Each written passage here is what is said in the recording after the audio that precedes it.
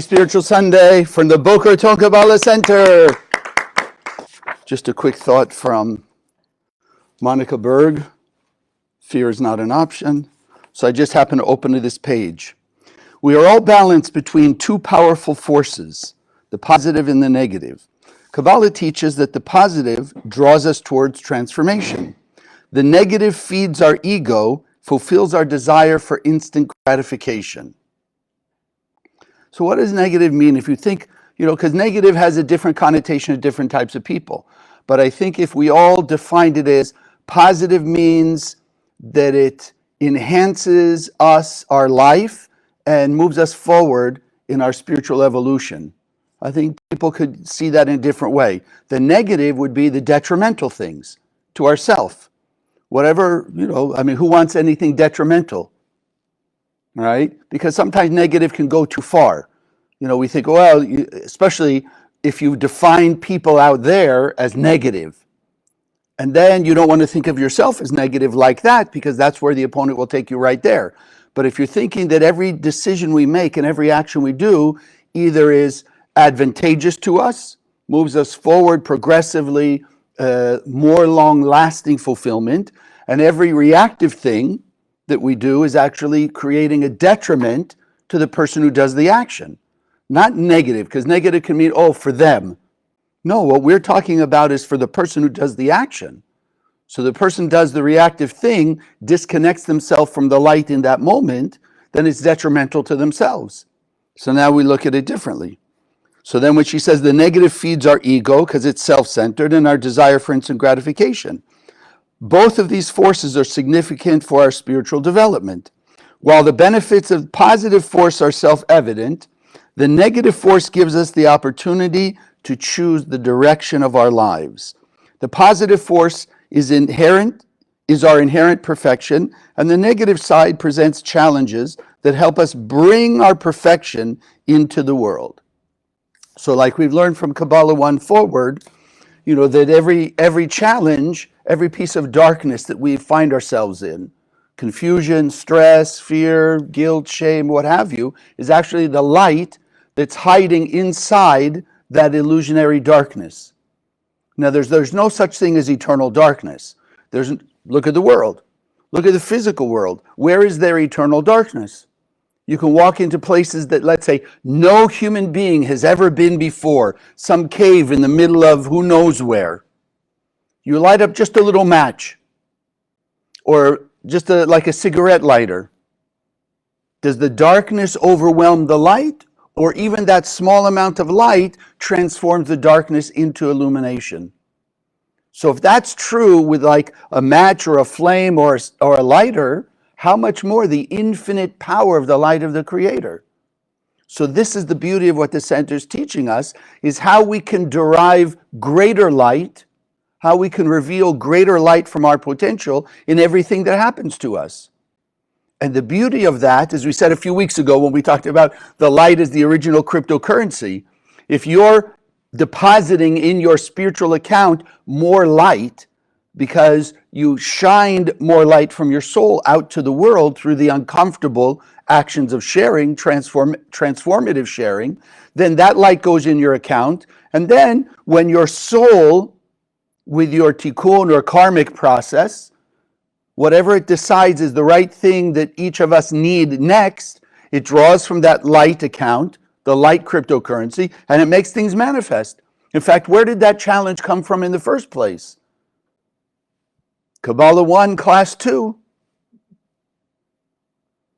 Our soul wrote the movie script that brought all those circumstances into play around us.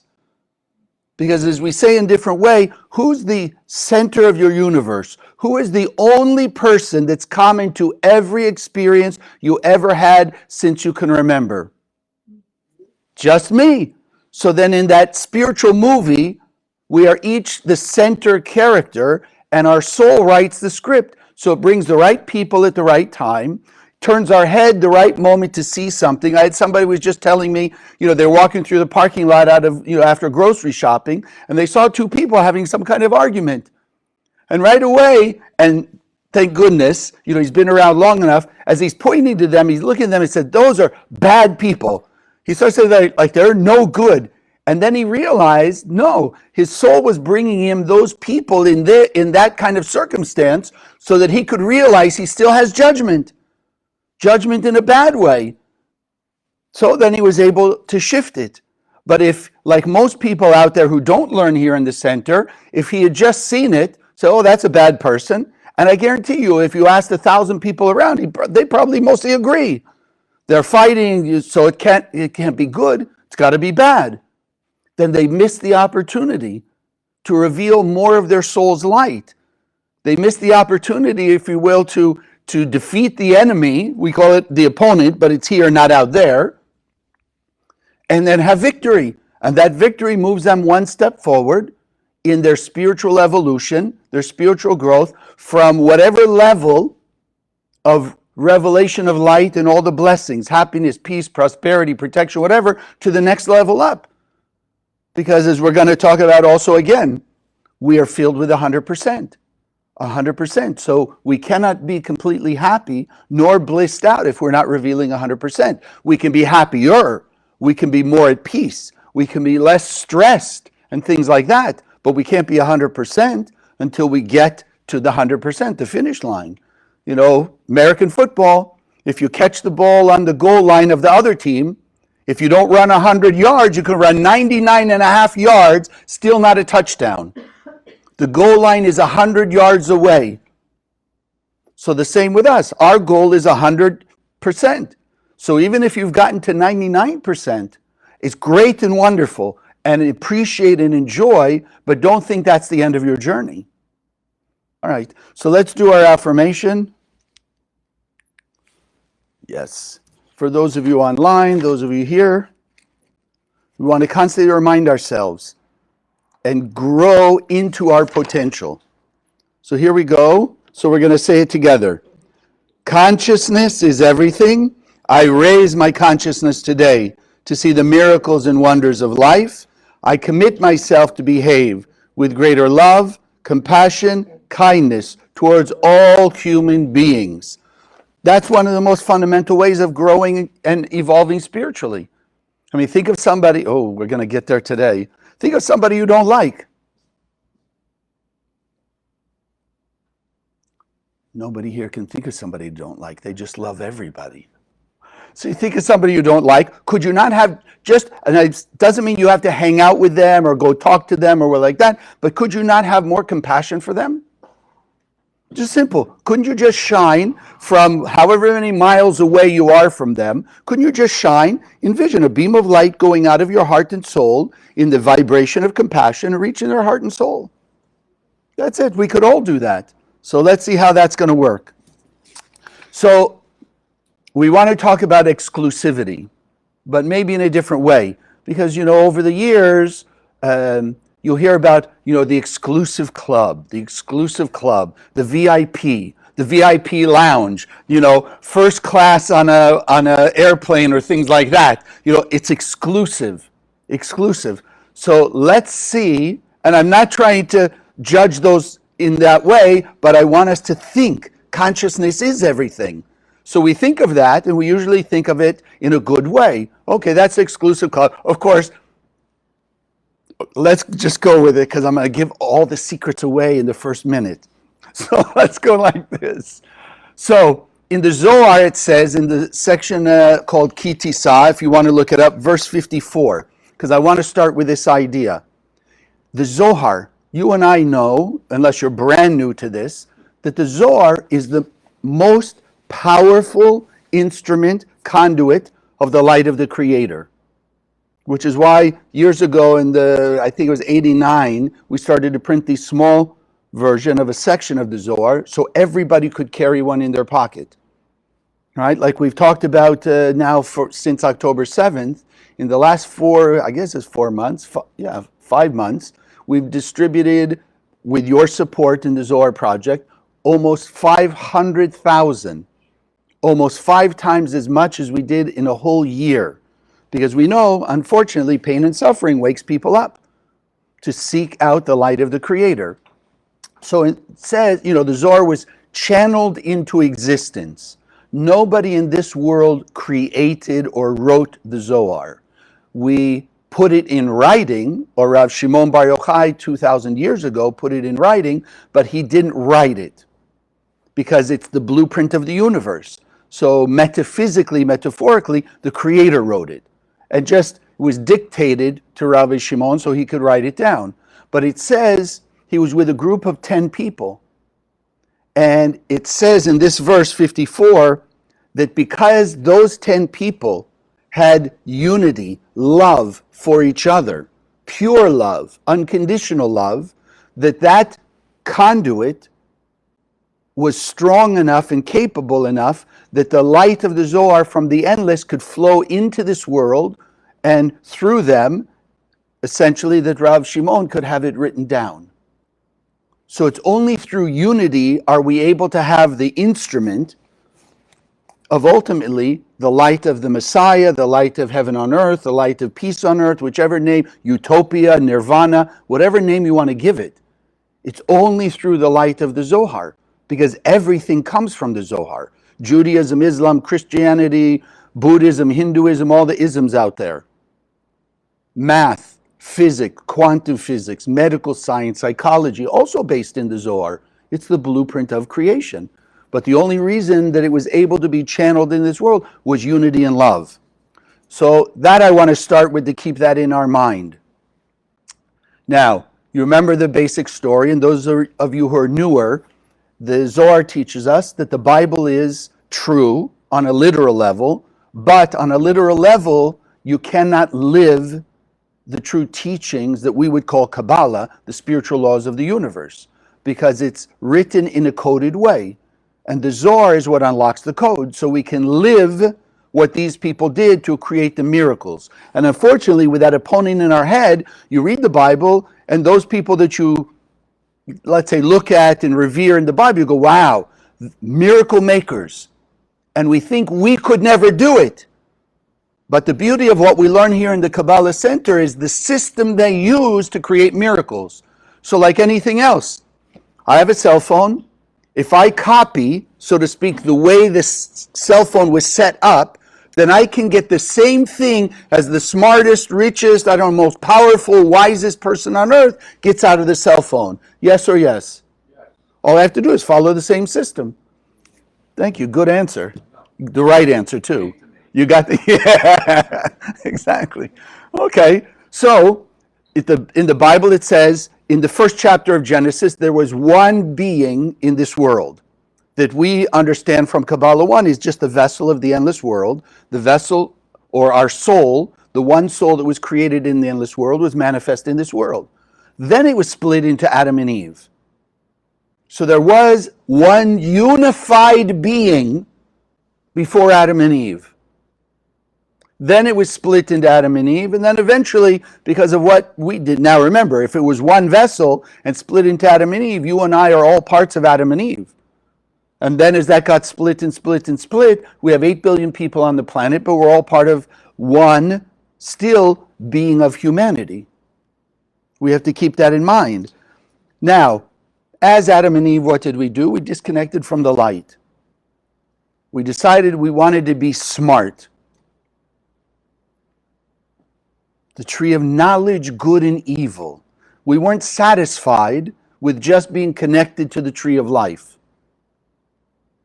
knowing the Creator face to face. So we disconnected, we fell into the tree, or the realm called the tree of knowledge, good and evil. So let me ask you, do you see around the world good and bad? Even what we are saying, okay, but you see good and bad. You see order and chaos. You see health and illness. You see love and hatred. That's good and evil. That's what that tree represented. All the chaos and confusion in this world. Light and darkness, ultimately. Because as we said, technically, spiritually, there's no such thing as darkness.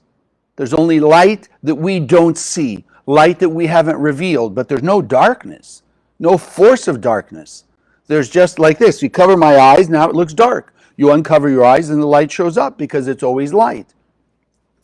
So Then we go through what the Kabbalists call the process of tikkun, which means correction, meaning the effort to reconnect to the tree of life, transcending the reactive feelings we have when something triggers our fear, anger, jealousy, ego, whatever negative behavior that we found ourselves doing previously.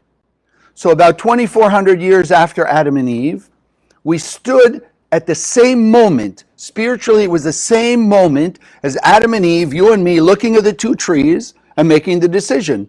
Do we want to just hang out here in the tree of life, or do we want to explore chaos and confusion? And unfortunately, as we said, it seemed more enticing with the help of that opponent to look for the good and bad. 2,400 years after that, we stood on Mount Sinai, if you're familiar with that story, and we were virtually at that point again. We completed all of the correction. We were attached to the tree of life. Let's say we just had to cement that connection.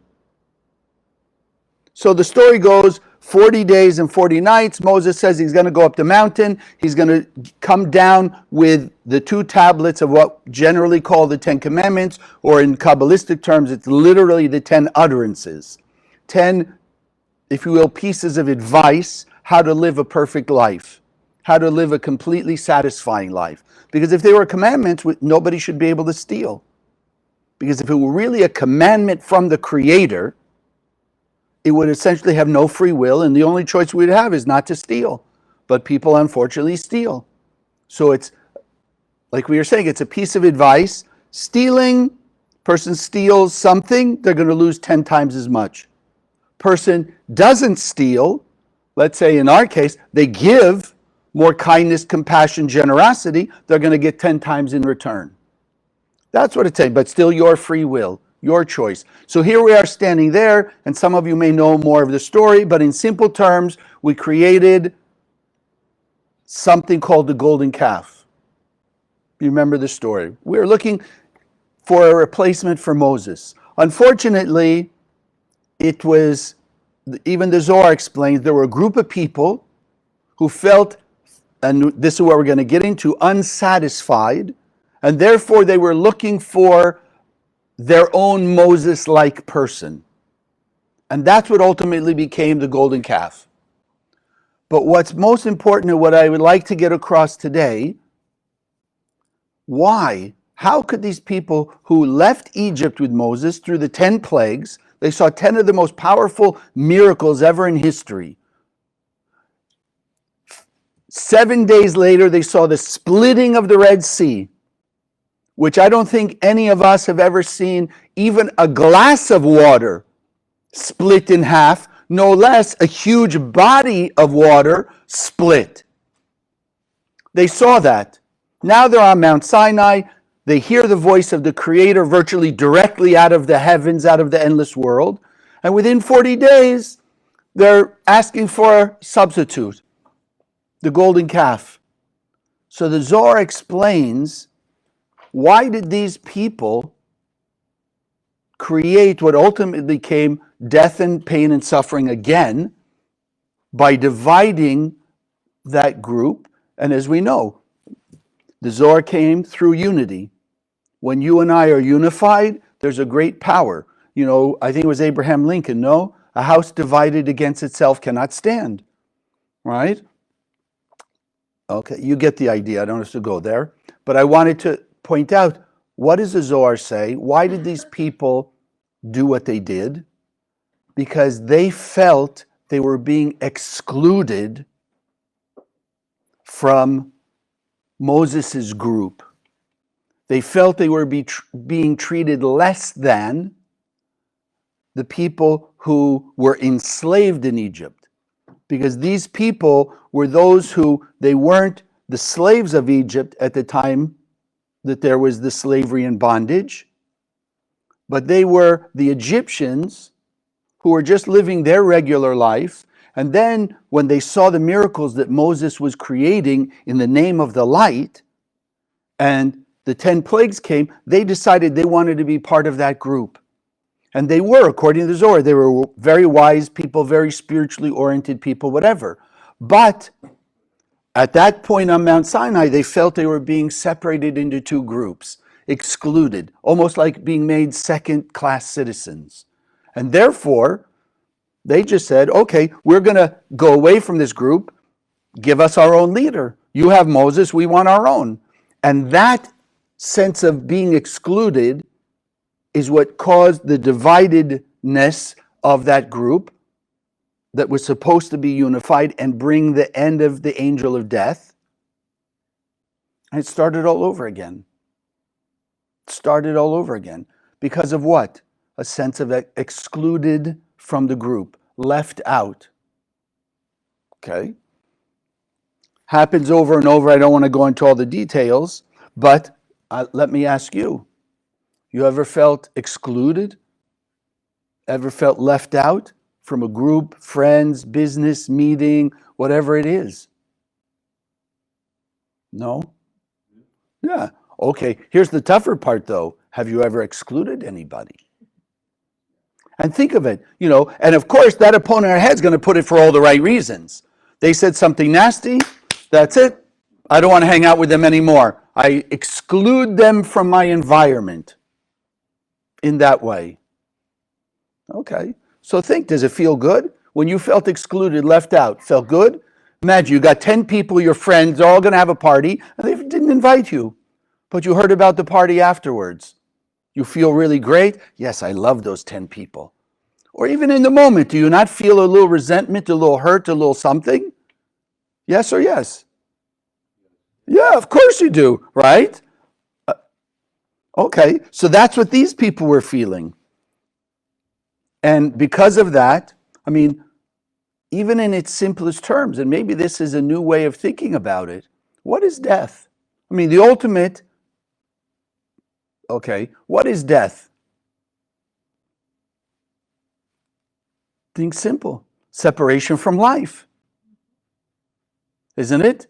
Excluded from life. Death is being excluded from life.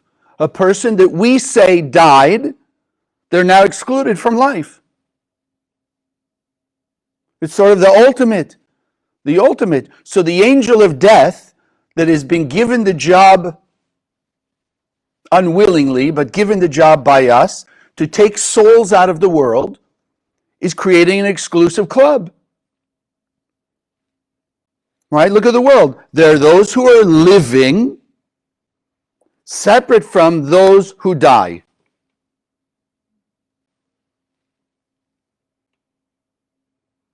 So go back to what we were saying. There's only one soul. Yes, there's 8 billion physical bodies, but there's only one soul of which we are all connected. Like we call it the spiritual internet. Everyone connected. There's still only one soul.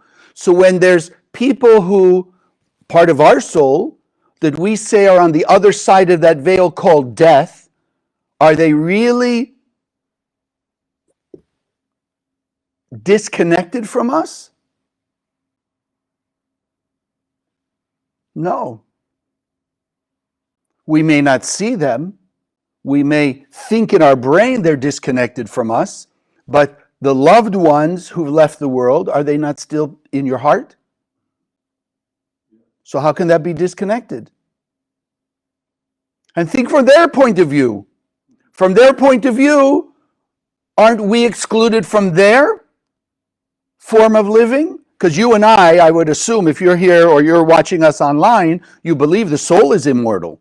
So even you want to say they left the body behind and they took the soul is alive. So from their point of view, they're in an exclusive group called dead, right? They're living, but without a body, let's say. But now they look over at us or try and look at us. We're in the body, exclusive.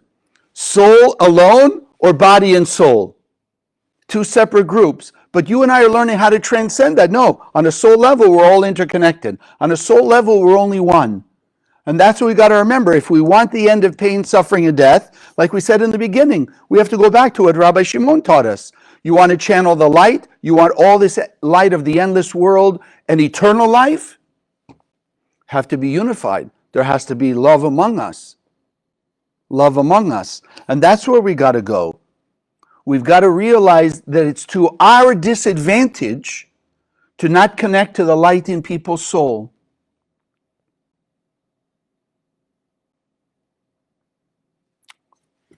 You ever had your cell service stop? And I don't mean because you didn't pay the bill. I mean, you're wandering around somewhere and you're talking to somebody, and all of a sudden you hit some area where the call drops. Why is that? Don't give me the technology in simple terms, right? It disconnected. Somehow there was a blockage between you and the cell tower to keep the signal going. There was a disconnect. So now, when you're on the phone talking to your friend, are you technically connected to everybody on that cell network? Yes. Yes, because you're part of that network. So you may not be speaking with all whatever, millions or hundreds of millions, whatever on that network, but you're connected to them through whatever phone service you use. You understand? So we are on the cell service of the Creator. Not one person on earth is not connected to the cell service, the spiritual cell service of the Creator. But, like now, we're here, those of you here in the room, we're connected with each other directly, having conversation. Those of you online, so whatever we are, a couple hundred people, we're having a direct connection, like we're all on the cell service, right? We're all on the call. But technically, the other 8 billion people on the planet also on this call. Because on a spiritual level, they're also picking up and being impacted by the vibrations we're sending out right now. And we usually don't think of it this way, but each one of us are being impacted by the 8 billion conversations that are going on out there, their vibrations. So if right now 2 people out in Timbuktu are having an argument, you and I, unless you are consciously protecting yourself, you and I are being impacted by those 2 people's negative energy, their friction, their whatever hurt, resentment, whatever's going on between them. That's going out on the spiritual internet. It's reaching 8 billion people. So now imagine 8 billion people on earth throwing just a little spark. Fear, anger, greed, insecurity, jealousy, resentment, whatever it may be. It's impacting us every moment of every day. We may think you and I are having this conversation, and I hope being inspired and awakened, maybe not always so comfortably, but like we read from Monica, the uncomfortable situations are to wake us up to transform ourselves and evolve ourselves so we have greater blessing and greater protection against the negativity. So we have to think about that. We need to connect to the light in everybody's soul. And if we're consciously, like we affirm, greater love, kindness, and compassion, well, if you're all great people and we're all watching Spiritual Sunday, so we're emanating a certain amount of our light. But could we not also emanate a little bit more? Greater love, kindness, compassion, forgiveness, tolerance, whatever it may be. Even apology. What about apologizing to the people that you may have hurt? Not so easy all the time, is it? Because when we think about it and we let the opponent guide us, there was justification for why we did, what we said to them. It's justified. But it's disadvantageous to the person who's said what they said or did what they did, right? Because the law of cause and effect, my law of cause and effect is not based on what you do. My law of cause and effect, what comes back to me through the circuit of the universe, is based on my thoughts, words, and action. What comes back to you is based on yours. So they did a nasty thing, and you respond to it equally nastily. You're both just creating 2 circuits of energy that one will come back to them, their nastiness, and one will come back to you, your reactive behavior. So this is why we learn from Kabbalah 1 forward, how to send out light of a greater vibration, a more intense vibration. Because I want coming back to me greater love, kindness, and compassion and all the blessings. And the beauty of it, at the same time, if you're sending out more light to 8 billion people on the planet, you're being more protected from 8 billion people's negativity. Now start to think in those terms. I would say it's pretty essential that we make greater conscious effort to send out the light all the time. So you're protected from that. Think of it. Think what you did yesterday. Don't even have to go back so far, maybe even today. Where were you reactive today?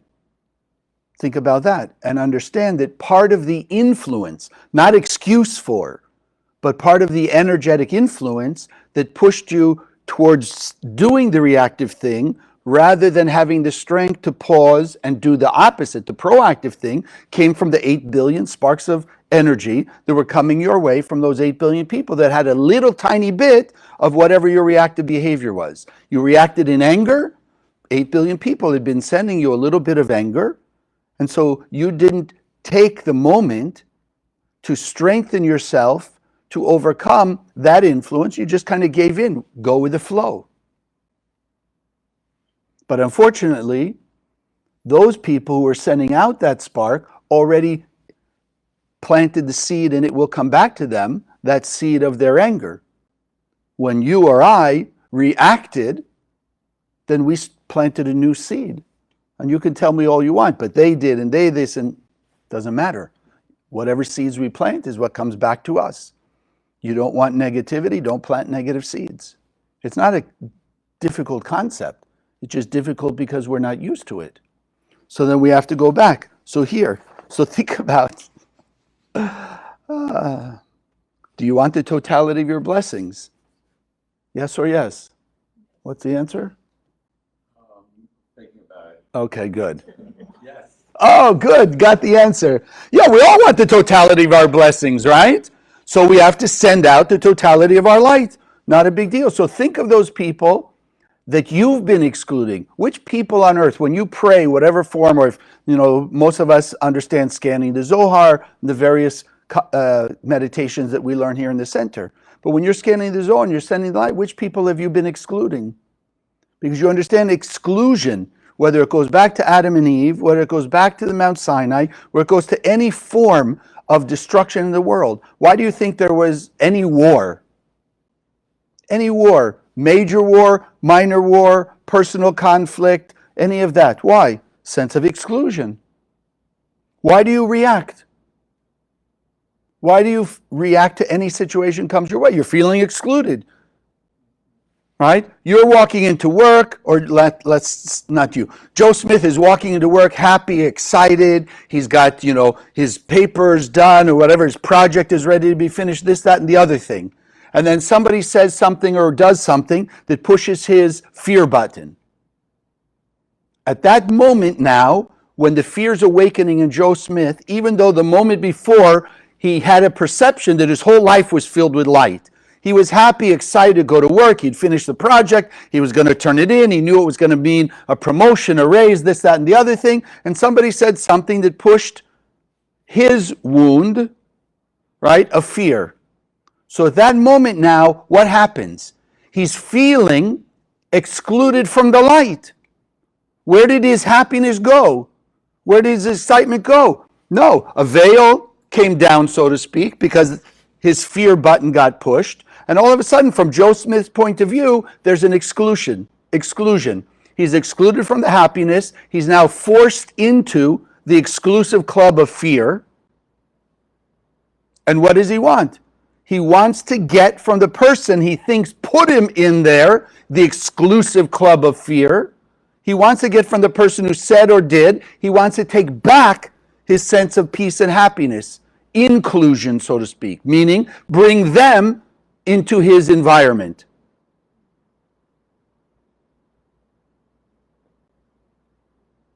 The sad part is, what environment is he bringing the other person into if he reacts with his fear? He's drawn the angry person or whatever it was into his environment with all their negative energy that pushed his fear button, and now he's got fear energy and maybe they had anger energy, and that's why they said what they did. So now Joe Smith has brought added negativity into his environment because of his reactive sense of exclusion.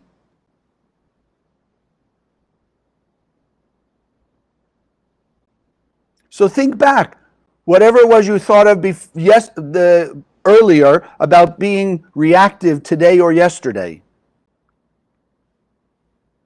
Do you want to be included on an external reactive way with the person who did that thing that pushed your buttons, or you want to exclude their negativity? But when you reacted, you basically said, come, let me take your negativity into my life. That's why you're still bothered by them. And that's why, unfortunately, our soul has to create another scenario to face and transform the fear or the anger or the judgment or the jealousy, whatever it was. Because people keep drawing more and more of it unknowingly, unconsciously. But like attracts like. So if a person acts with fear, they're drawing and attracting all the negative energy. They're acting with love, kindness, and compassion. They're drawing more of the love, kindness, and compassion. And what are they essentially putting away, or if you will, excluding? All the terrible stuff of life in the physical world, all the anger, jealousy, greed, etc. So you want to be an exclusive club? Here's the way to do it. So it says, because if you think about those people you didn't pray for, you've been excluding, etc. So it says in the Zohar, in the section called Vayera, like this. Think of that nasty person. And the verbiage it uses, but remember, we're now going to translate it to Kabbalah Center terms, because it says sinner, but you and I understand, or some of you may not have heard this concept, but the word for sin in Aramaic, which is the language of the soul, the original language of humanity, is avera, which literally, it doesn't mean sin. There's no such, how can you hurt the light of the Creator? Even like we said, all we can do is cover up the light. You can't hurt the light. You can only hide yourself from it. So the word avera means actually to transfer, to give away. So when a person is angry and acts angry, they're giving away their soul's light, which means they plunge themselves into greater darkness, greater chaos, and they fed their opponent, their own inner challenger, more energy, so the next challenge has to be that much stronger, because they have to find a way by transformational sharing to take back the light that they just gave away. It's like you keep charging every day $100 on your credit card. The bill is going to come back at the end of the month. 30 days of $100, $3,000.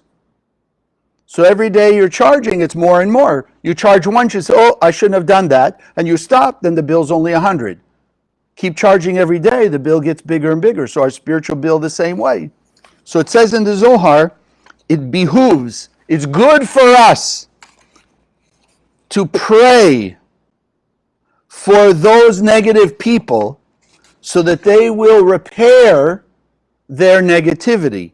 They will have a spiritual awakening and not enter hell, pain, suffering, and death.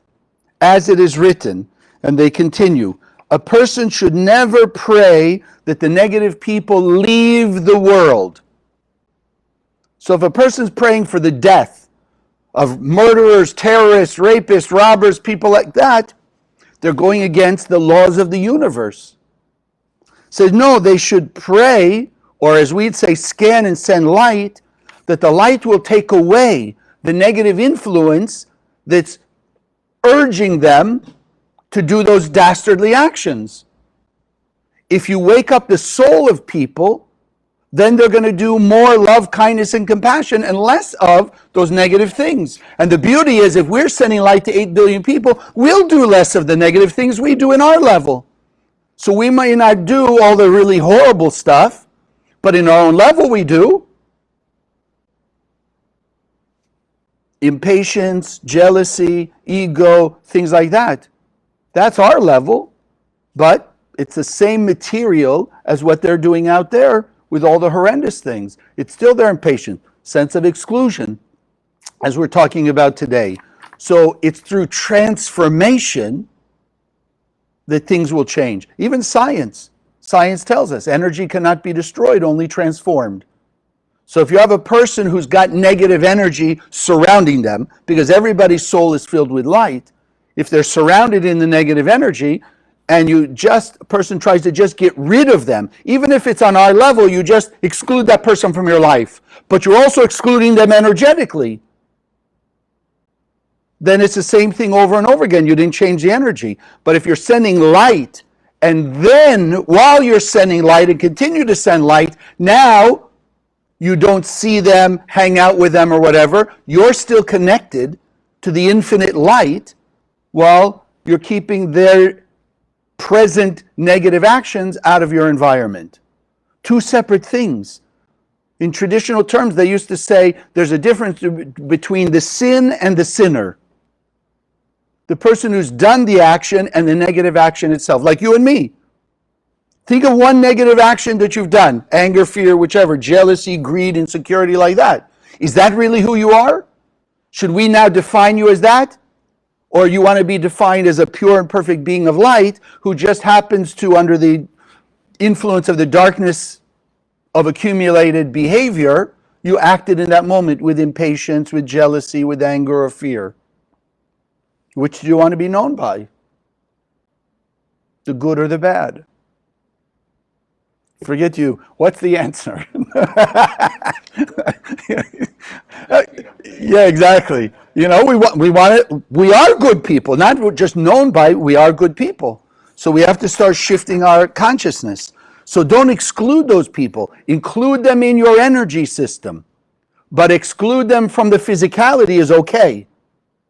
Because we are two different realms also. We have our body and soul. We want to be included and bring everybody into the inclusion of the soul society and exclude those people who on an external behavior level right now, we don't vibrate together. So we're shining greater light, love, kindness, and compassion. We have the right. It automatically keeps those people away. Because light and darkness can't exist in the same place. Like will attract like. So I just want to finish with this idea. The word peace, in Kabbalistic terms, shalom. A lot of people heard that word. The word shalom, which interesting enough, as I grew up learning it, means hello, goodbye, and peace. Okay, hello and goodbye are basically two different things, no? Peace is something else. No, think, it's so beautiful. The word shalom comes from the same root as the word shalem, which means completeness, oneness. If something's complete, like all the pieces are together in unity. So even if you think the word shalom, hello, goodbye, and peace. Peace is unity. Hello, if you're saying hello to somebody, what we want to add today, or from this moment forward, connecting to their soul, connecting to the light in them. So hello, so I'm first, in my mind, saying hello to their soul. And then you could consider it hello to them. If you're saying goodbye, like we said today, I'm not saying goodbye to their soul. I could be saying goodbye because the physical body walking out, but if I want peace, shalem, I want to stay connected to their soul even while they go away, whether in a good way or keeping the bad energy, so to speak, away from us. It's always completeness, always completeness. So like this. So there is anyways, Edwin somebody wrote this, a little poem. They drew a circle and left me out, but love and I had wit to win. We drew a bigger circle and included them in. So today, let's make the effort to think of all the people we've been excluding for whatever, all the right reasons, etc. Draw a bigger circle of love, of light that includes them in, because that's the only way ultimately you and I can achieve what we really want. Peace, love, kindness, heaven on earth, joy and happiness, eternal bliss. God bless.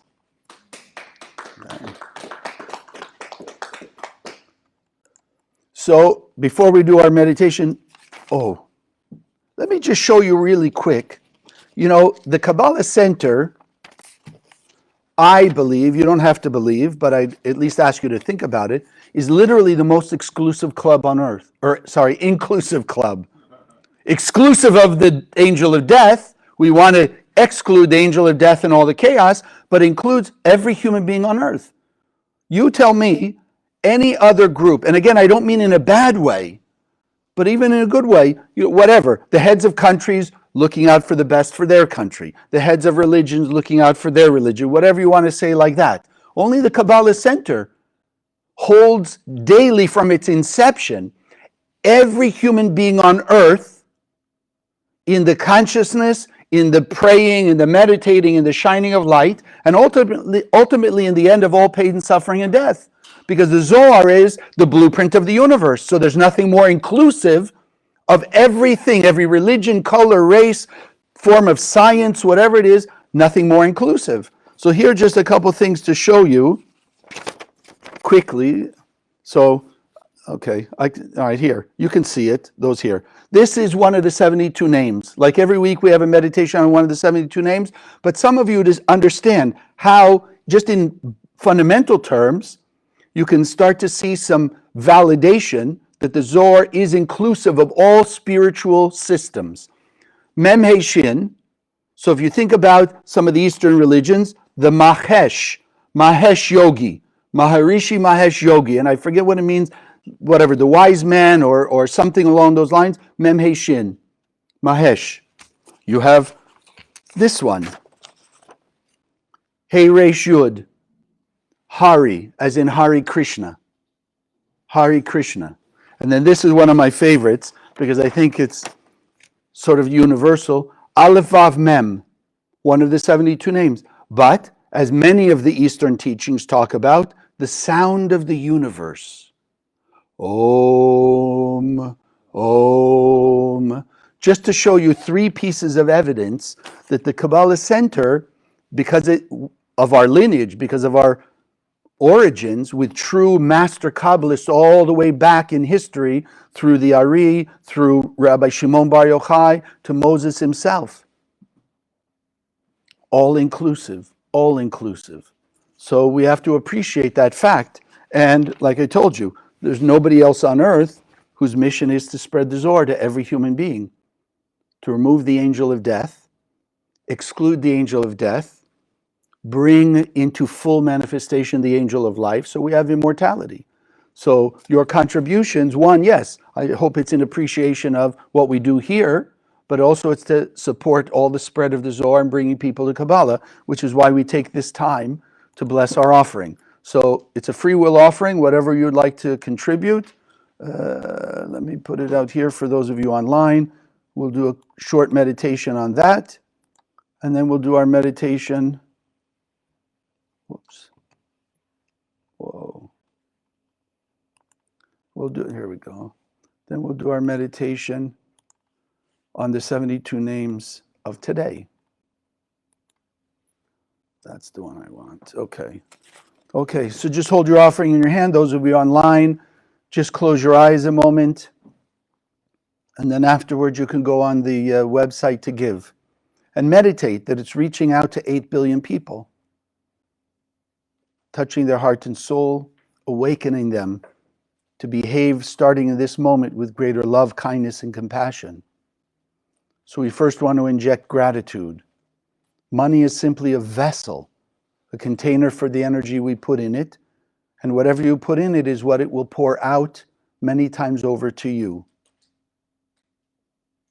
So we want to put in gratitude, appreciation for all our blessings, appreciation for the understanding we learn here that even through our challenges, it's truly the voice of our soul wanting us to be free from the prison of whatever negativity we're in by exercising our free will in the moment those buttons are pushed, to share the light into the darkness of that moment, making the uncomfortable effort to shine that light as the antidote to whatever form of reactivity we're feeling, and therefore revealing more light for us.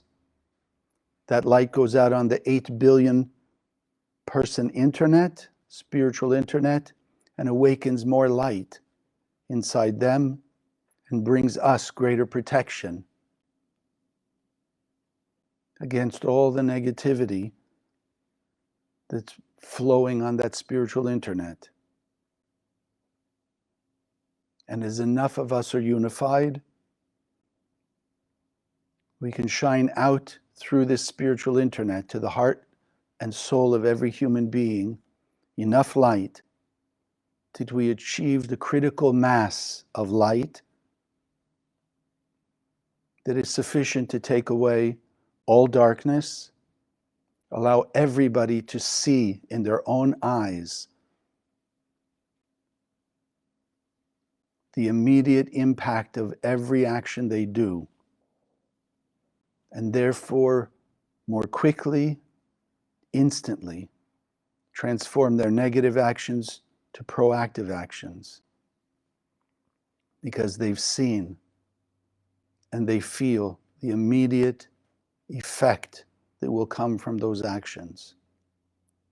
So with love and gratitude and blessing, we send this gift through the center, through the projects of bringing people to this wisdom, and ultimately to spread the books of the Zohar worldwide,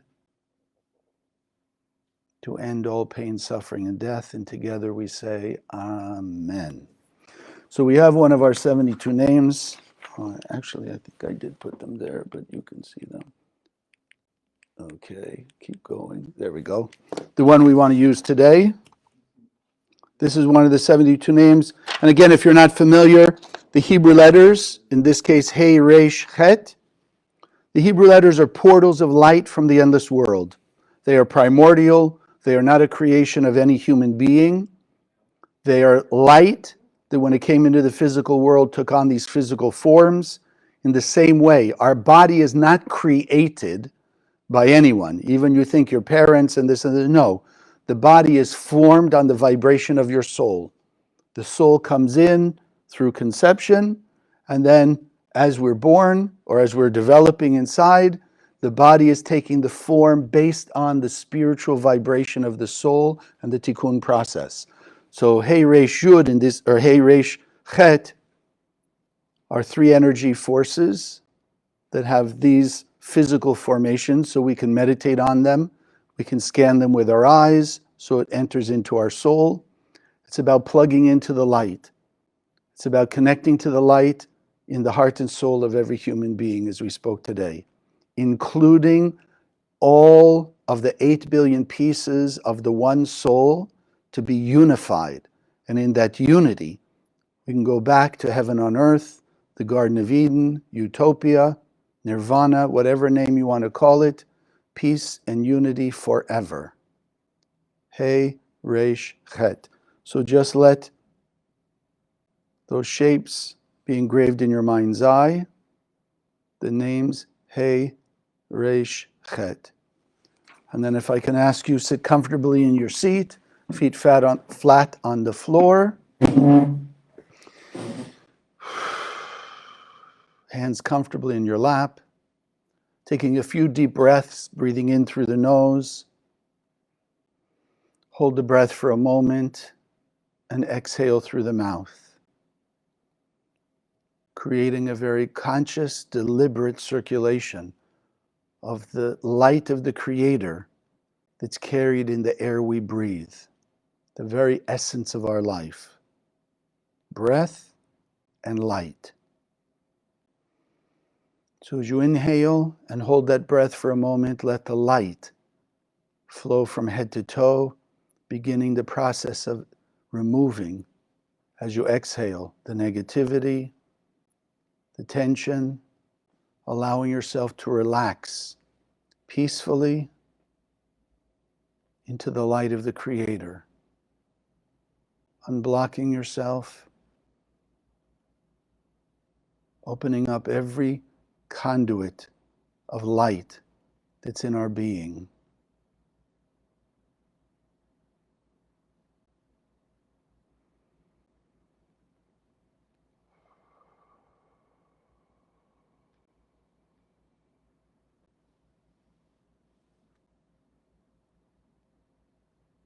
Feeling, sensing the vibration surrounding us,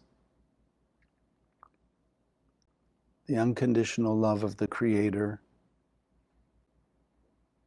the warmth and the comfort of knowing that the light is always available, the light is inside of us,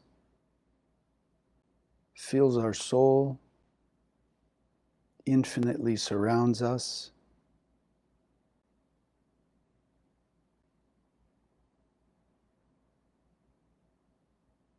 And now allowing us to remove more layers of the blockages that have been hiding that light and holding back our blessings. So envision the He, Resh, Chet, these three energy forces, nanoparticles of the light of the Creator, portals to the endless world. See them just above your head.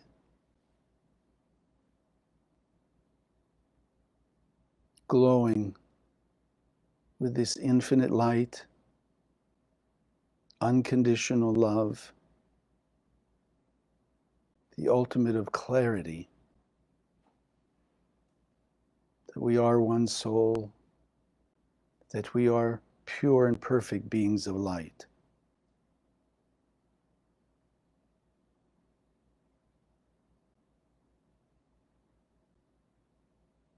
And now let this energy enter in through the top of your head.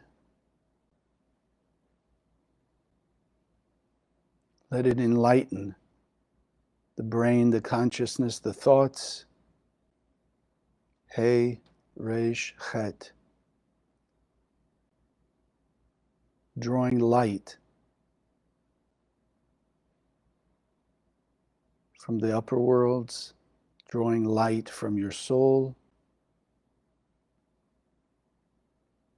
focusing your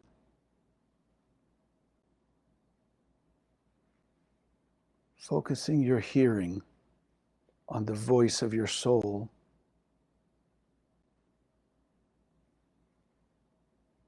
that you hear the guidance and direction, how to connect to more of your soul's light, how to reveal more of your light and blessing. And let this energy, He, Resh, Chet, flow from your head, activating and connecting to the light in every cell of your being as it flows from head to toe. Envisioning the light getting brighter, the darkness transmuting, disappearing, that you begin to see, feel that pure vibration of the peace of the Creator inside you.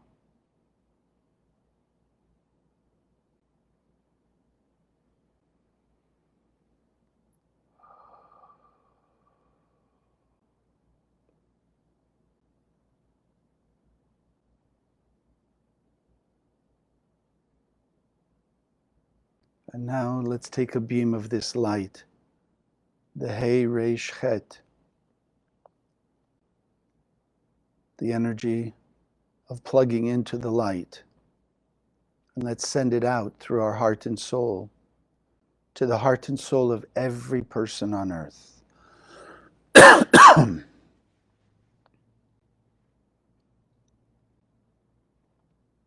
Remembering, as you plug into their heart and soul, you are benefiting from a stronger awakening of your light,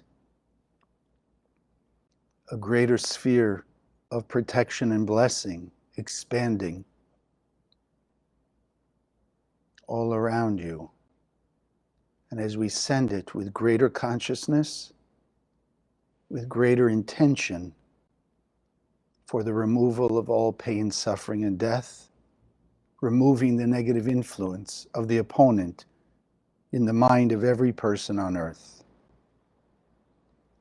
We draw the world, those 8 billion pieces of the one soul the Creator created, drawing those 8 billion pieces into greater unity, expanding that sphere of light to include all humanity.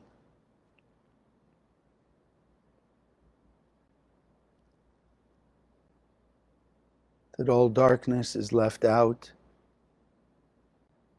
and all the light,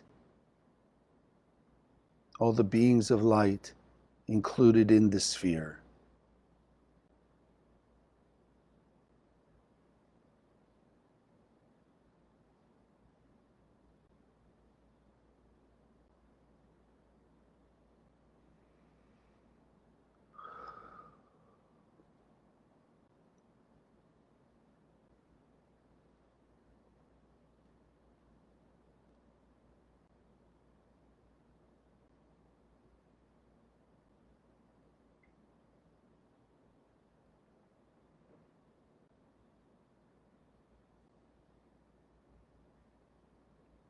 Take note so that it's recorded in your heart and soul and mind, this expanded energy, greater vibration, the vision of peace and harmony as we're all surrounded in the light, as all people behaving as the light of the Creator in all ways towards all people.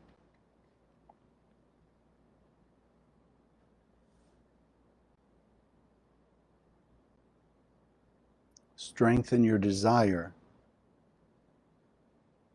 to have this vision, this vibration, this awareness fully manifest in our life, for the world in our lifetime.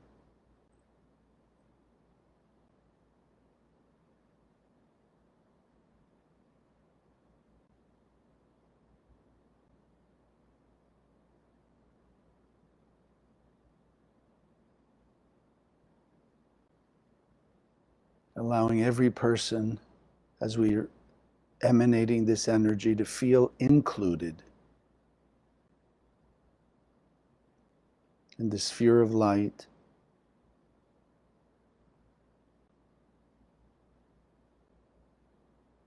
in the light of our heart and soul, and for all of us to feel a higher level of inclusion, metaphorically in the heart of the Creator.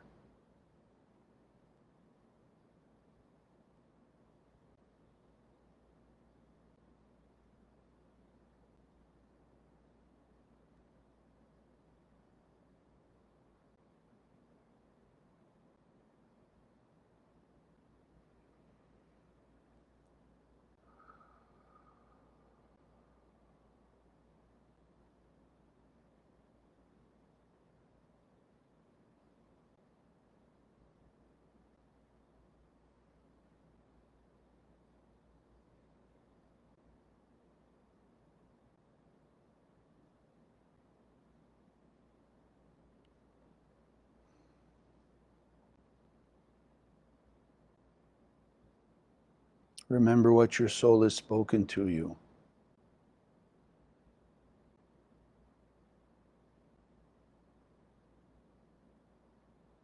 And we'll take one deep breath to lock this into our heart, soul, and mind. And as you exhale, slowly opening your eyes.